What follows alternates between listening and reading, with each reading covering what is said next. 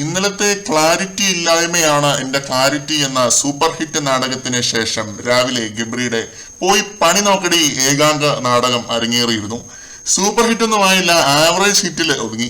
ഇപ്പോ ഇതാ ജാസ്മിൻ ജാഫർ ഗബ്രി ജോസ് ദമ്പതികൾ അഭിമാനപൂർവ്വം കാഴ്ചവെക്കുന്ന പുതിയ നാടകം നിരാഹാരമാണ് എന്റെ ആഹാരം. വന്ന് ഭക്ഷണം കഴിക്കുമ്പോളെ എനിക്ക് നിന്നോട് ഒരു ദേഷ്യവുമില്ല. ഇപ്പോ what a kidney touching dialogue. നീ പോയി കഴിക്കടാ, എനിക്ക് നിന്നോട് ഒരു ദേഷ്യവുമില്ല. ഫ്രഷ് പോയി ഫുഡ് കഴിക്ക് ജാസ്മിനെ. ഞാൻ കഴിക്കില്ല, നീ പോയി കഴിക്ക്. ഞാൻ കഴിക്കില്ല, നീ കഴിക്ക്. ഡൈനിങ് റൂമിലും ക്യാമറ ഉണ്ട്, ബെഡ്റൂമിൽ മാത്രമല്ല. അതുകൊണ്ട് അവിടെ പോയി ഇരുന്ന് ഫുഡ് കഴിച്ചുകൊണ്ട് സംസാരിച്ചാലും നമ്മൾ കാണാനുള്ളത് കാണുക തന്നെ ചെയ്യും. അല്ലാതെ അവിടെ കിടന്ന് മോങ്ങിയിട്ടോ ഷോ കാണിച്ചിട്ടോ ഒന്നും പ്രത്യേകിച്ച് ഒരു കാര്യമില്ല. ജോക്സ് അപ്പാർട്ട്, ഡ്രൈഡേയേക്കാൾ ശോകമായ ഒരു ബുധനാഴ്ചയാണ് ഇന്ന് ബിഗ് ബോസ് വീട്ടില്. അപ്പൊ നമ്മുടെ ജബ്രികളൊന്ന് ആലോചിച്ച് നോക്കിയപ്പോ അവർക്ക് മനസ്സിലായി, പ്രൈം ടൈമില് അരമണിക്കൂറിന് മേലെ സ്ക്രീൻ ടൈം പിടിക്കാം ഇന്നേക്കൊരു പുടി. എല്ലാത്തിനെയും മലത്തി അടിക്കണം എന്നൊരു ഒറ്റ ദിവസം കൊണ്ട് റെക്കോർഡ് സ്ക്രീൻ സ്പേസ്, അതാണ് നമ്മുടെ ലക്ഷ്യം, അതാണ് നമ്മുടെ മുദ്രാവാക്യം.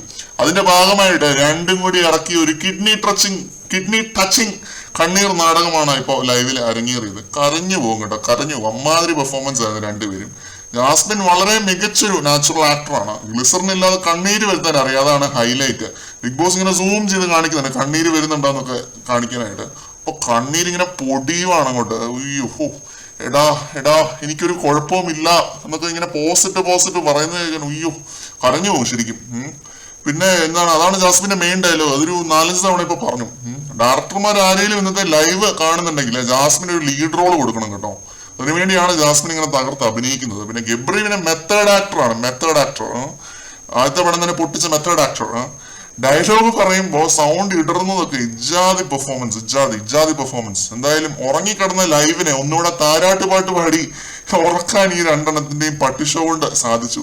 ലൈവ് കണ്ടുകൊണ്ടിരുന്ന ഞാൻ അടങ്ങുന്ന 18,000 പേരുടെ അവസ്ഥ നിങ്ങളൊന്ന് ആലോചിച്ച് നോക്കിയേ. എന്താ അല്ലേ, 46 ദിവസമായിട്ടും ഇതിനൊരു അറുതി വന്നിട്ടില്ല എന്നുള്ളതാണ് ഏറ്റവും സങ്കടകരമായ കാര്യം. കൂടുതൽ അപ്ഡേറ്റുകളുമായിട്ട് നമുക്ക് വീണ്ടും കാണാം.